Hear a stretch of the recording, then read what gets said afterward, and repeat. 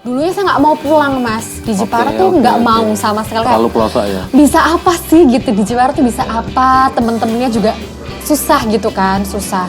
Kemudian gara-gara Waishili gitu mengubah pola pikir saya harus jadi bagian dari solusi, nah di situ.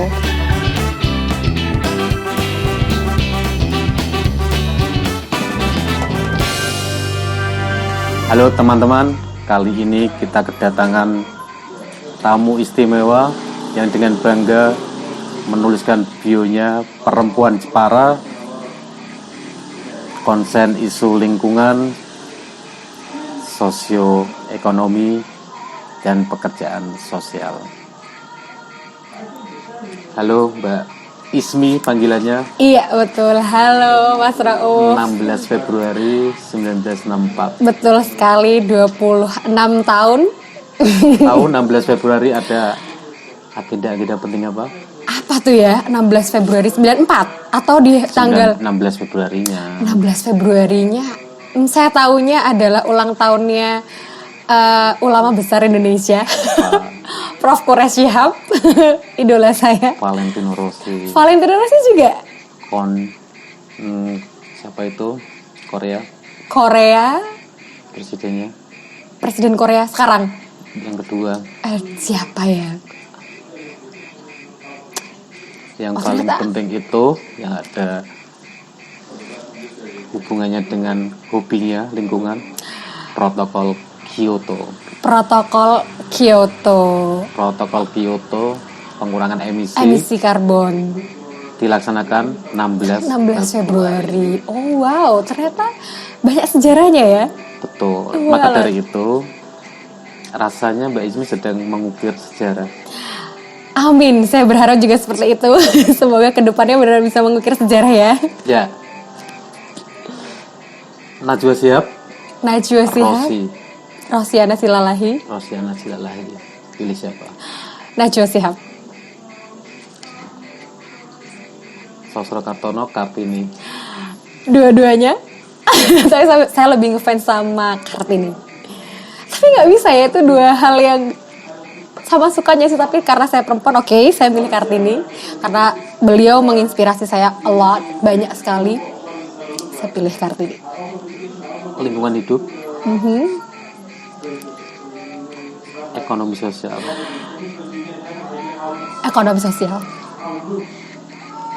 Bukan lingkungan hidup. Ekonomi sosial itu sebelum yang ke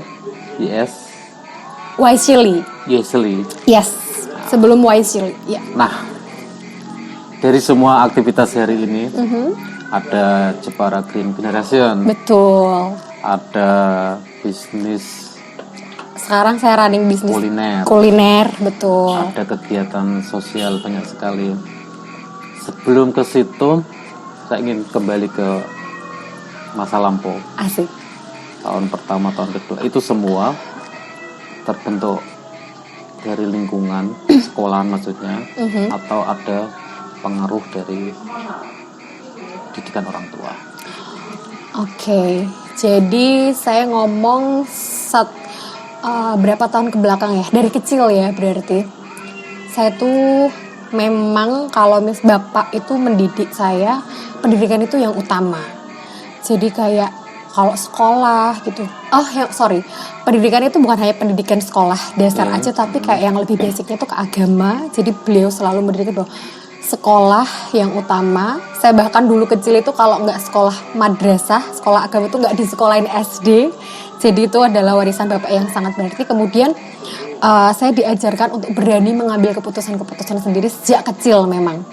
Jadi kalau misalkan pengen ngambil les atau apa, meskipun kayak jauh banget dulu itu kan saya di Pecangaan, sedangkan saya sekolahnya di Jepara. Kelas 3 SD kalau nggak salah itu nggak ada yang nganter sekolah. Saya harus take bus, angkuta, kemudian harus jalan demi bisa les matematika. Jadi kayak pendidikan itu memang diutamakan sekali. Dan pengaruhnya orang tua yang pertama ya, karena memang keluarga itu adalah lingkup terkecil, bisa mempengaruhi karakter karakter building seorang anak, terutama saya terinspirasi dengan bapak saya dan ibu saya juga. Tapi lingkungan pun juga sangat membantu, kayak supporting system di mana wadah kita berkegiatan sosial gitu-gitu juga. Dan saya berkembang ketika di FKM justru malahan. Jadi saya kuliah di Fakultas Kesehatan Masyarakat Universitas Diponegoro. Saya masuk angkatan 2011, jadi sudah cukup uzur. Jadi kalau paduan suara dimulai dari SMA, paduan suara SD, kemudian SMP, kemudian SMA, dan tapi waktu itu nggak ada kayak kesempatan untuk belajar leadership di situ. Saya belajar leadershipnya justru di organisasi paduan suara waktu kuliah, yang dimana organisasi itu adalah organisasi yang dipandang sebelah mata sama kebanyakan. Jadi kayak yang keren itu kan BEM, Senat gitu-gitu kan. Kayak gak ada apa sih orang-orang main nyanyi-nyanyi gitu. Tapi justru di situ saya belajar bagaimana bernegosiasi, bagaimana mengambil keputusan-keputusan penting, sulit, memprioritaskan gitu. Terus juga dealing with problem solving. Saya belajar banyak sekali. Itu memang di paduan suara. Jadi organisasi paduan suara. Betul. Ini paduan suara dari SD, SMP, SMA sampai di perguruan tinggi. Pada akhirnya masuk ke jalur kemasyarakatan sosial. Pada akhirnya masuk ke lingkungan. Nah, ini ketemunya di mana ini? Ini yang membentuk Undip. Apa saja Undip yang pertukaran? Yang membentuk setelah dari Undip. Kayak dulu waktu di kuliah itu gimana ya? Jadi di tempat kuliah saya itu memang kayak daya kompetisinya itu nggak terlalu tinggi. Beda dengan teman-teman di FE, dengan teman-teman di FH, yang benar-benar kayak mereka tuh punya banyak international exposure gitu ya. Jadi kayak mereka udah going abroad, itu udah kayak jadi lifestyle di kehidupan mereka. Nah, sedangkan di FKM ini nggak seperti itu. Jadi kayak culture-nya itu kalau misalkan udah jadi organisatoris di kampus, mereka udah keren. Nah, saya pada waktu itu semester 3, emang karena kan saya punya ambisi untuk saya pengen banget gimana caranya ke luar negeri tapi dibiayai gratis. Nah, udah tuh kan di set ya, mulai dari masuk kuliah pertama saya punya goals. Pas waktu di semester 5, goal saya itu adalah ke luar negeri. Saya dapat amanah untuk jadi ketua di organisasi paduan suara itu. Nah, jadi pada waktu kuliah itu saya nggak berkembang banyak, maksudnya nggak dapat international exposure, tapi setelahnya saya baru dapat lewat Waisili. Betul. Teman-teman sekalian, sebelum Mbak Ismi ini perguruan tingginya di Universitas Diponegoro. Betul. Ya, di Universitas Gombel. Universitas Gombel. Dari Undip, selanjutnya di aktivitas sosial di Solo. Iya, di Solo. Dari Solo itu yang mengantarkan ke ke US waktu itu. Jaring internasional. Iya. Nah, dari perjalanan itu pada akhirnya ambil pekerjaan tanda kutip melaksanakan project lingkungan. Ini apa gimana ceritanya? Pandangan tentang lingkungan? Banyak nih isu-isu. Mohon maaf, misal sekarang nggak boleh nyebut kemiskinan ya, ekonomi lah. Isu ekonomi, isu misal gender. Meskipun sebetulnya senang juga kan isu gender gitu. Memilih lingkungan. Apa ini latar belakangnya? Oke, jadi pada waktu itu 2016, sebelum saya berangkat Waisili ke US itu, ada seorang pembicara yang menginspirasi saya dan membawa kayak ini loh, ada masalah lingkungan seperti ini dan kita tuh nggak boleh diem aja gitu. Pada waktu itu kayak masalah lingkungan itu jauh lah dari pandangan kita sehari-hari, apalagi sampah gitu ya. Beda dengan rokok, kayak yang kalau orang ngasep kita pasti kerasa, tapi kalau sampah ini jauh gitu. Nah, pada waktu si pembicara ini namanya Mbak Ranitia Nurlita menyampaikan materinya, saya kayak merasa wah bersalah banget. Berarti selama ini tuh aku juga berkontribusi mengotori bumi ini gitu. Nah, kemudian setelah saya pulang dari Waisili kan programnya sebenarnya social entrepreneurship. Iya. gitu. Jadi gimana caranya bikin bisnis tapi juga at the same time we create an impact gitu kan. Nah tapi yang kayak masih kepikiran gitu loh, gimana sih pengelolaan sampah, gimana sih literasi tentang lingkungan di daerah saya. Karena begitu saya pulang dari Waisili, saya berjanji kepada diri saya sendiri, saya gimana caranya pokoknya harus jadi lilin gitu kan di antara kegelapan. Saya pikir bahwa dulunya saya nggak mau pulang Mas di Jepara tuh nggak mau sama sekali. Terlalu pelosok ya. Bisa apa sih gitu di Jepara tuh, bisa apa, temen-temennya juga susah gitu kan, susah. Kemudian gara-gara Waisili gitu mengubah pola pikir saya harus jadi bagian dari solusi. Nah di situ kayak saya ngelihat itu waktu itu di pantai Telok Awur itu bener-bener kayak TPA pindah ke pantai. Betul. Nah waktu itu saya gregetan, kok iso kayak ngene gitu, kok bisa seperti itu. Nah kemudian ada kesempatan saya apply grant gitu kan di Waisili. Saya dapat dapat grant, dapat dana hibah. Kemudian saya pakai itu untuk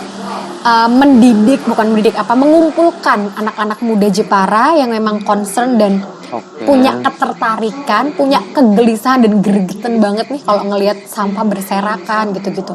Pada waktu itu Indonesia sudah dinobatkan sebagai penyumbang sampah plastik terbesar di lautan kedua di dunia. Nah itu kayak sekalinya juara 2 kok juara 2-nya yang jelek ya gitu. Jadi kayak saya punya kerentek gitu posisinya kerentek di situ. Akhirnya saya bisa apa nih gitu.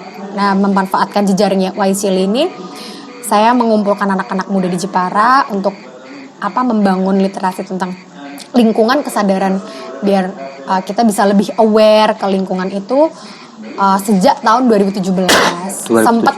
Sempat namanya Trash Talks. Kemudian kami berganti yang sudah pasti Jepara Green Generation dengan nama Jepara Green Generation. Dan ini sudah jalan 2 tahun alhamdulillah. Baru 2 tahun. 2.0 ya. Lingkungan ini berangkatnya dari kesadaran tadi karena dibukakan realitas fakta-fakta yang ada akhirnya menyentuh hati dan ada yang memfasilitasi. Betul. Ada kekuatan yang untuk mewujudkan itu, mengkampanyekan kesadaran lingkungan. Berbicara lingkungan itu konteks luas planet gitu kan. Pasti ada hubungannya dengan 3P itu. Planet, people, profit dan profit. Betul. Gitu. Dan ketiga-tiganya kalau dipangkas salah satunya kan nggak sustaining, nggak gitu. Kalau orientasinya hanya profit, planetnya bisa dikorbankan, mungkin dieksploitasi dan lain-lain. Kalau fokusnya di manusia saja, manusianya yang terlalu ini, nanti larinya ke tiga-tiganya. Iya betul. Nah, dari ketiga-tiganya apakah ini yang akhirnya mempengaruhi sosio enterprise itu? Iya, ada hubungannya di lingkungan, terus diimplementasikan ke sosio enterprise. Iya, betul. Jadi kalau bisnis, jadi 2018, sebenarnya saya bisnis sejak 2016. Saya belum pernah kerja yang benar-benar kerja. Yang datar lah ya. Iya, itu memang belum pernah. Jadi kayak. Jadi ijazahnya belum kepake ya? Ijazahnya belum kepake. Ijazahnya sudah pernah kepake, tapi kayak istilahnya kayak anak magang gitu loh. Karena waktu itu, jadi saya pernah bangkrut itu di tahun 2016. Habis saya selesai kuliah, saya langsung buka bisnis. Karena saya kayak meng-scanning diri aku, oke, dengan karakter kamu seperti ini, kamu kayaknya lebih cocok ke bisnis kayak gitu. Saya punya pikiran seperti itu. Kemudian jalan 1,5 tahun, saya kolaps.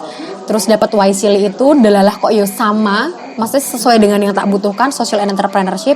Itu saya punya ketertarikan yang besar di situ. Oh ternyata bisnis itu tadi harus megang tiga-tiganya, pilarnya tuh harus kemegang semua. Jadi kayak profit, people dan planet.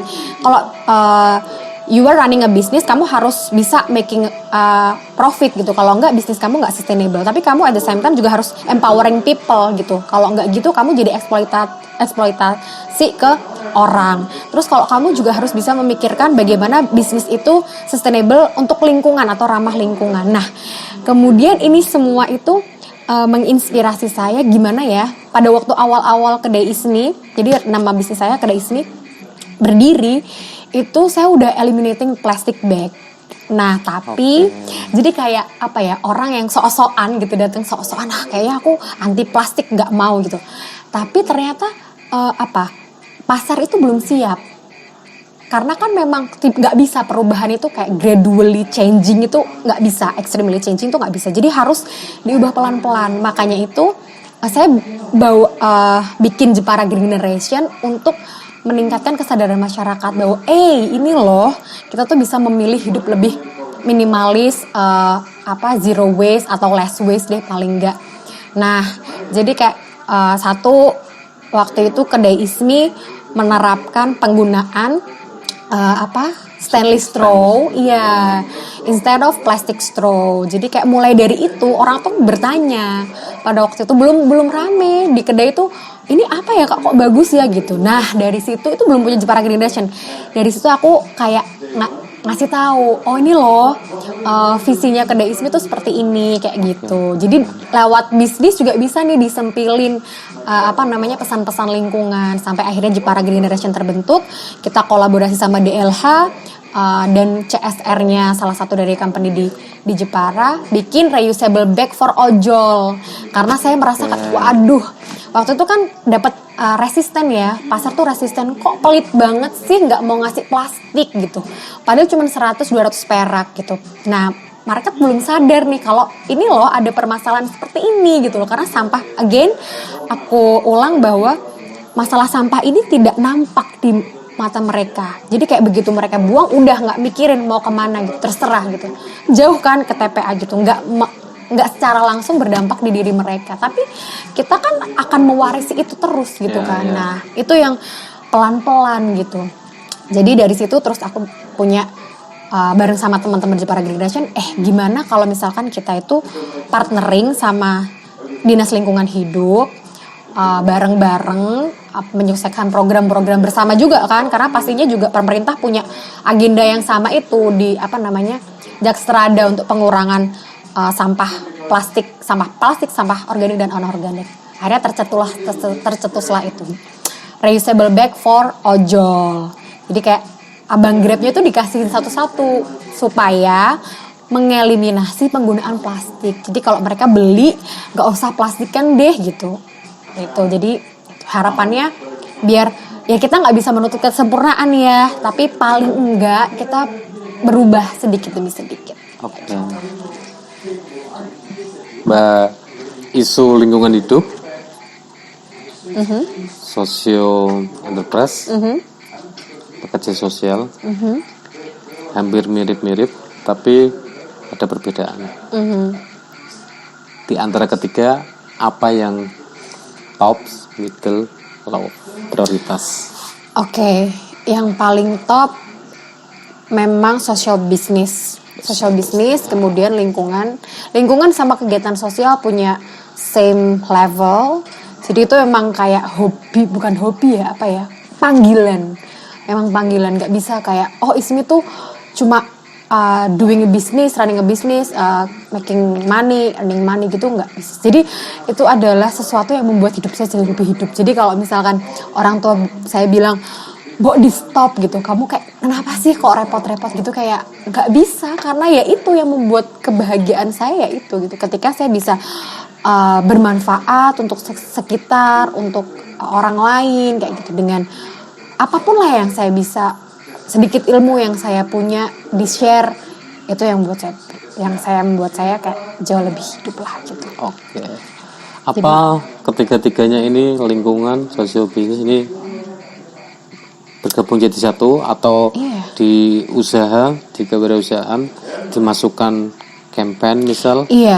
Atau jadi di kegiatan lingkungan hidup juga ada unsur bisnisnya, atau jangan-jangan setiap harinya ini campaign untuk lingkungan? Oke, jadi kalau di bisnis memang iya. Di bisnis kita berusaha semaksimal mungkin, meskipun belum sempurna, tapi kayak kedai Ismi itu berkomitmen untuk bisa mengurangi penggunaan plastik. Itu yang paling pertama sih. Terus kita juga sering support Jepara Green Generation, Goes to School gitu kan. Kita sering berkolaborasi sama pemerintah juga. Gimana caranya biar bisnis sama edukasi lingkungan itu tetap berjalan beriringan kayak gitu. Jadi contohnya kayak kita punya reusable bag for ojol gitu. Itu antara Jepara Green Generation, kedai Ismi, dan juga Dinas Lingkungan Hidup kayak gitu. Ya, kolaborasi. Jadi itu compile each other gitu.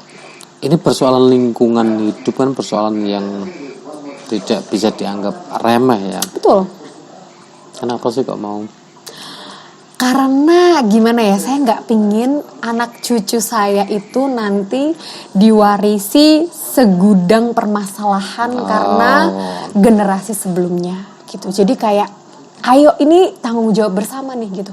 Jadi saya selalu bilang sama teman-teman, kalau misalkan lagi campaign juga, sampahmu itu adalah tanggung jawabmu gitu. Jangan sampai kita tuh mewarisi hal-hal yang memberatkan anak cucu kita ke depan gitu. Kayak mungkin kita sudah nggak ada, tapi plastik itu does exist sampai puluhan sampai ratusan years gitu, tahun yang akan datang gitu. Jadi saya nggak pengen, kalau egoisnya saya nggak pengen nih anak cucu saya ngerasain permasalahan yang jauh lebih pelik gitu kan di masa yang kemarin. Urusan untuk cucu ya berarti. Untuk cucu dan bumi kita ini kan hanya satu. Kalau bukan kita yang merawat, lantas siapa lagi gitu. Jangan sampai nunggu climate change, kemudian manusia merasakan dampak buruknya, barulah tersadar. Ayo sekarang it's the time. Gitu. Berarti ada istilah namanya NIMBY syndrome. NIMBY syndrome. Not yet. Jangan buang sampah di depan rumahku. Di depan rumahku.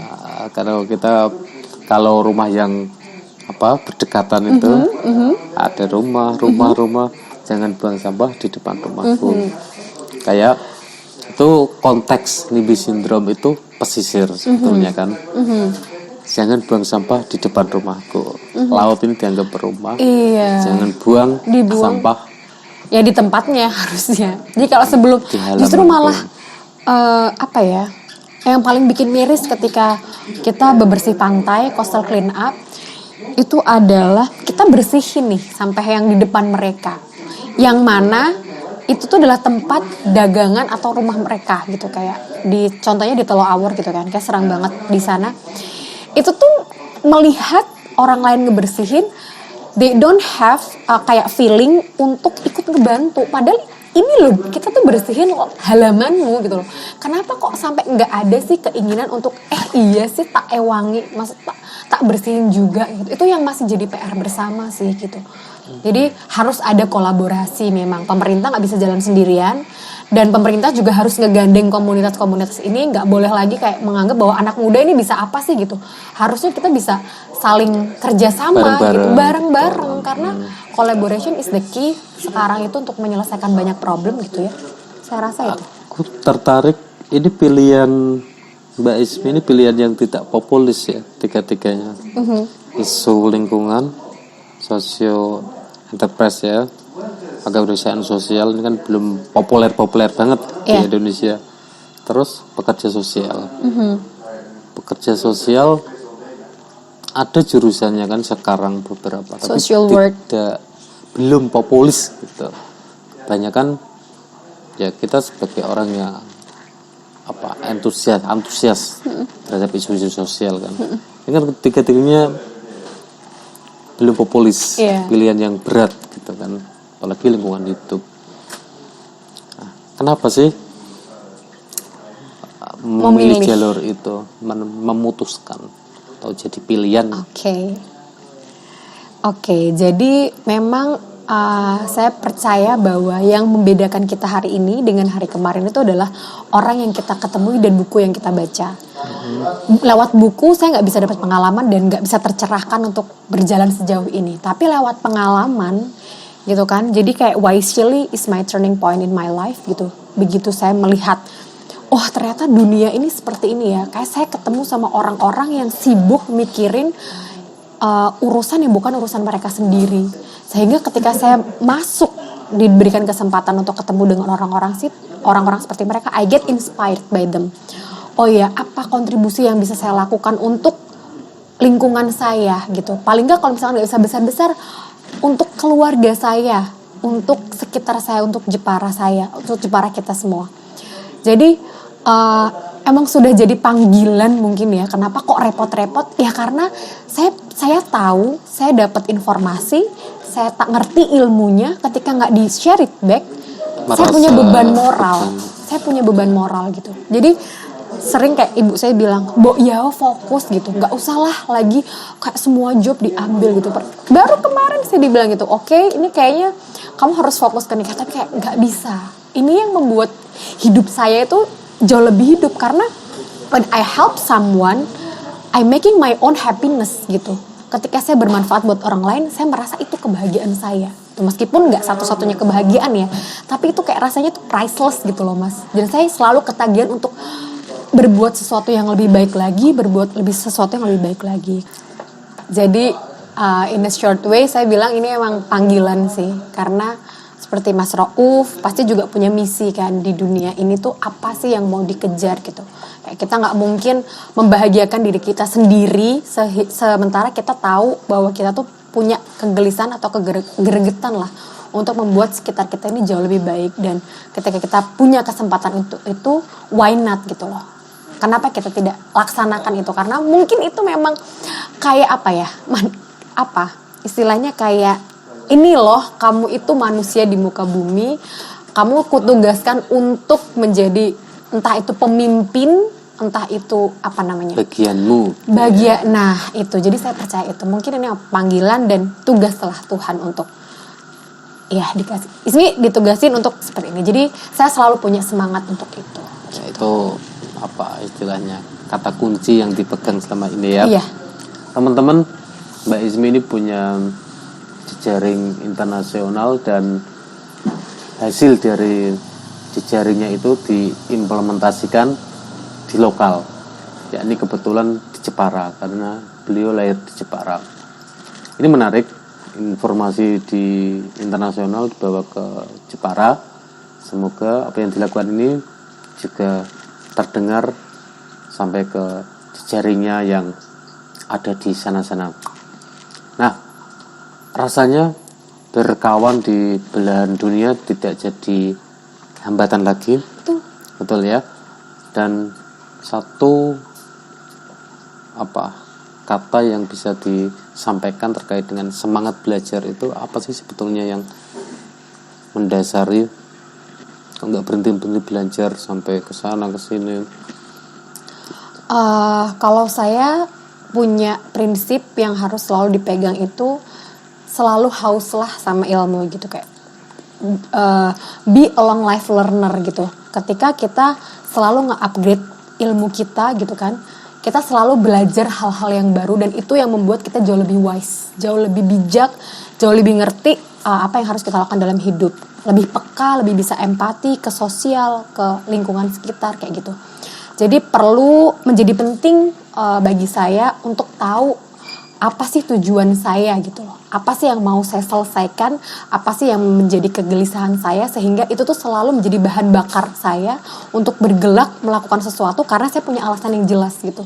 Jadi kayak bermula dari alasan yang kuat untuk mencapai tujuan yang misalkan untuk menyelesaikan permasalahan lingkungan di Jepara itu butuh takes years mungkin.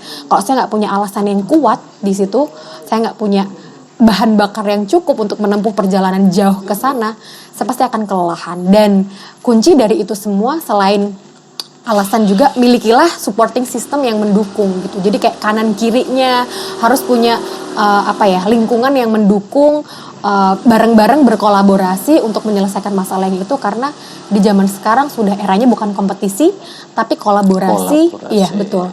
Untuk menyelesaikan satu problem kita mesti bareng-bareng nih, ramean, keroyokan.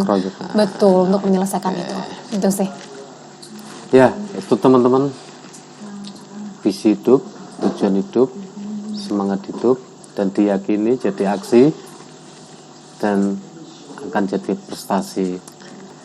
Teman-teman kita pada sesi tanya balik, jadi tamu bisa bertanya apapun tentang apapun, jawabnya ya juga apapun. Oh gitu, oke. Wah ini menarik ya. Iya. Jadi saya punya kesempatan untuk nanya balik. Oke. Saya penasaran banget. Apa sih Mas your big why gitu, kayak alasan. Tadi kan saya sudah bilang kalau ini gregetan mengubah kemarahan dan gregetan menjadi sebuah aksi untuk melakukan sesuatu gitu. Nah kalau Mas Rauf sendiri gitu, apa sih yang melatar belakangi dan alasan apa yang jadi tadi saya bilang BBM ibaratnya kayak bahan bakar untuk bisa meraih apa tujuannya, itu apa yang melatar belakangnya itu, alasan kuat apa, saya pengen tahu dong, boleh cerita? Ya simpelnya hari ini lebih baik dari kemarin, hari esok lebih baik dari hari ini. Itu kan kata kuncinya. Pokoknya esok hari lebih baik lah. Hari ini persoalannya apa gitu. Kalau saya tarik lebih luas yaitu dari masa lampau, masa depan kan masa silam gitu. Masa lampaunya untuk menyelesaikan hari ini untuk masa depan. Nah, rasanya di era sekarang itu gotong royong, kolaborasi itu perlu digalakkan. Akhlak itu maksudnya kolaborasi, gotong royong, budi pekerti luhur, yang sifat-sifat yang membumi itu waktunya kita kampanyekan lagi di berbagai konteks. Bidang usaha ya kolaborasi, nanti usaha yang bidangnya lingkungan yang tidak merusak, mengeksploitasi dan lain-lain, itu yang ramah gitu. Konteks luas ya, rasanya itu yang perlu didorong terus. Jadi rasanya itu yang rasanya nggak cukup 1-2 tahun dan perlu keteguhan bersama, membuka ruang berkolaborasi kepada siapa saja. Setuju. Itu Setuju. Kalau ketemu sama Mas Rauf ini saya ngerasa nge-charge gitu, kayak apa ya, semangatnya itu berkali-kali lipat karena ternyata I'm not alone gitu, kayak ternyata ada loh orang yang bergerak di bidang yang sama dan kita tuh bisa berkolaborasi barengan, keroyokan gitu ya, saling gandengan tangan untuk bikin karya, untuk bisa bikin Jepara lebih keren lagi, jauh lebih bagus lagi. Jadi saya optimis sih 5-10 tahun atau 20 tahun ke depan Jepara ini bisa jadi suatu kota atau kabupaten yang punya banyak karya, punya banyak sosok-sosok yang menginspirasi seperti Mas Rauf ini gitu. Karena ide-idenya sungguh luar biasa, dan sekarang beliau mengawali ini ya Mas Rauf. Sudah berapa tahun sih Parasima ini? Parasima berangkatnya dari 2018. Wow, 2018. Kita saat itu masih keilmuan ya, yang kami menyebutnya itu gerakan kesadaran gitu. 2 tahun yang lalu rasanya di tahun ketiga ini kita masuk ke pemberdayaan ekonomi, melanjutkan gerakan kesadaran. Pada akhirnya kami bertransformasi dari kegiatan sosial harus dikelola secara badan usaha agar bisa melaksanakan isu-isu sosial atau permasalahan sosial, akan tetapi ada keberlanjutan. Dan kita bisa berdiri tegak karena hasil dari mandiri. Ini itu kita yakini itu menyelesaikan permasalahan. Luar biasa. Gitu. Keren sih. Seneng banget saya bisa ngobrol bareng kayak gini, bisa bertukar informasi, bisa nanya balik juga. Iya dong. Semoga kedepannya kita bisa berkolaborasi lebih aktif lagi. Harus ya. Bareng-bareng teman-teman Jepara. Oke. Tamu kita kali ini sungguh luar biasa, perempuan Jepara. Ini yang menarik, perempuan Jepara. Tidak cukup rasanya. Semoga ada waktu lain untuk kita berbincang-bincang. Ini bukan untuk apa-apa, tapi untuk membuka ruang dan ajakan mari berkolaborasi untuk melaksanakan peran kita masing-masing dengan satu tujuan. Gitu teman-teman sekalian, sampai jumpa di lain kesempatan dengan tamu-tamu yang menarik. lainnya. Saya Ahmad Rauf. Saya Ismiarin Yawati. Sampai jumpa di episode selanjutnya. Terima kasih. Thank you for watching.